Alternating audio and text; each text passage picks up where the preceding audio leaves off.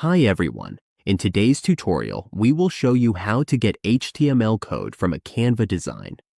If you want to embed your design on a website or share it online, we will walk you through the simplest steps to generate and use the embed code.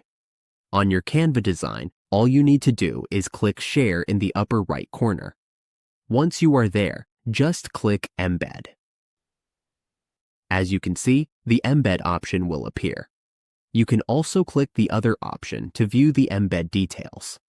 From here, we can see all the available sharing options.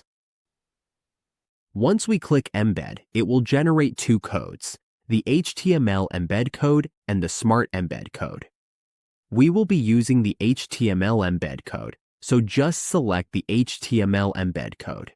Then all we need to do is copy it and share it with whoever needs it. And that is how we get HTML code from a Canva design. With this method, we can easily display our designs on websites or blogs.